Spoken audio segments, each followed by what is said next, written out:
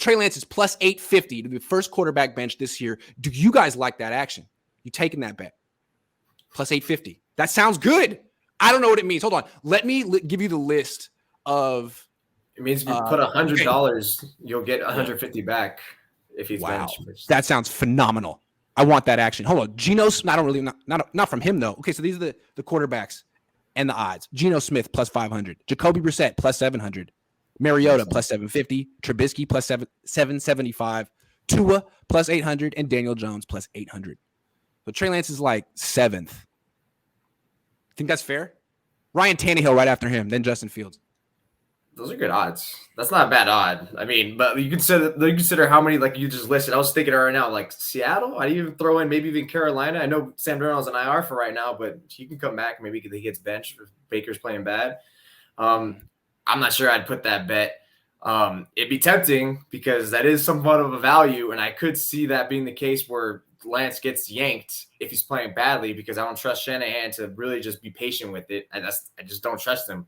I know you said it's not an indictment on Lance, but I just don't trust. It's more me just not trusting what Kyle Shanahan being patient with it because we've already seen what he's done with these young players throughout his career. I mean, we haven't seen him a quarterback yet, but what makes me think he's going to change with the guy just because he's said things? I mean, look, your actions tell me otherwise right now. Why are you keeping Jimmy Garoppolo? That being not the sole reason, I think it's at least part of the reason. So I'm not taking that bet fully because I just think I really like the Seattle one the most because I don't even know they just don't know what they're doing over there. I can see Geno Smith, if he's stinking it up, get benched by like week 5.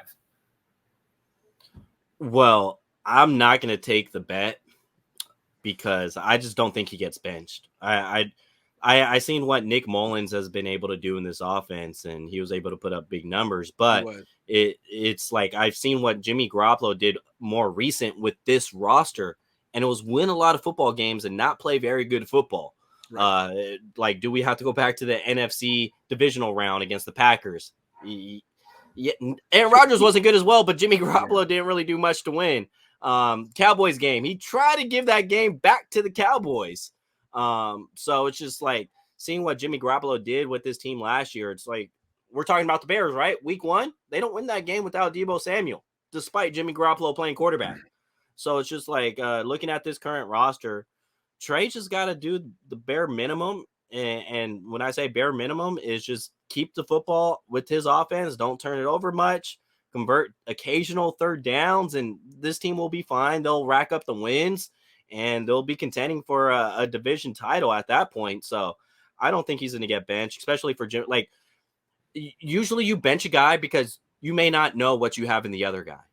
Kyle Shanahan's not going to bench Trey Lance because he already knows what he has in Jimmy Garoppolo. And the last thing you want to do is flip the locker room back and forth. You told everybody this is Trey's team. So if you come week 10 and now you bench Trey, it's going to really get really hard to go back to Trey, after that. Like, Trey's going to be fine with Kyle Shanahan. The dude knows how to play with other quarterbacks. I think he knows how to play with Trey Lance. Yeah, I think the national perception of the leash that's on Lance is way skewed. I don't think he has a short leash. I don't think because people keep looking at this situation like it's Steve Young and Joe Montana. It's not. It's so not. Okay, they look at it like, okay, well, Trey's Steve and Jimmy's Joe. So Trey, well, even though he's really gifted and really talented and might be great one day, he has to go out there and prove that he can win a Super Bowl right now, that he's ready to win it right. And if not, then they got to go back to Joe because they got Joe Montana on the bench, just sitting there, ready to win a Super Bowl. Like, he's not as safe as Jimmy. You go back to Jimmy, well, you know what you're going back to? The guy with the worst playoff fourth quarter quarterback rating ever in the history of the football as a sport. He's not a savior. He's not a Joe Montana. If you go back to him, you're not winning the Super Bowl. You're just wasting your time, which is why they brought in Trey Lance to begin with. Now, Trey Lance may not be Steve Young either. I'm not sure that either one is the answer or the next great quarterback, but you don't have Joe Montana sitting on the bench. It's pointless to go back to him. We've tried this multiple times. We've seen this show. It's a tragedy. It starts off good and everyone's happy, but by the end, it's a tragedy. And there's been multiple seasons of the same ending. So no, I don't think he's going to get, unless he starts off like 0-3 and he's just freaking awful. But I don't see that happening. I don't.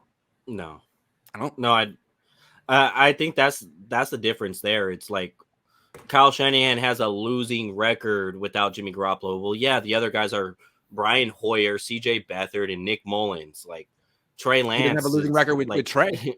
Yeah. 1-1. Trey went. Yeah, he wins week 1, and all of a sudden it's a winning record. The only team he lost to was undefeated when he played him. Yeah. But it's like, and there was no game plan. It was like quarterback power the whole entire game. His finger was broken, and he almost won. And it's like the development of the quarterback. Like Trey's up here, those other 3 guys I just named are down here. Like it's not even close. A separation between them. Like it's a far separation. This guy's a 3rd overall pick for a reason. So I think they'll be fine. They'll win more games. They won all these games with Jimmy. They could win them with Trey. The main threats, just hate to say it, but it's hard not to feel like they extreme belief that Trey is a bust and blind Jimmy support is coming from a different place. I think I know what you mean. It's strange.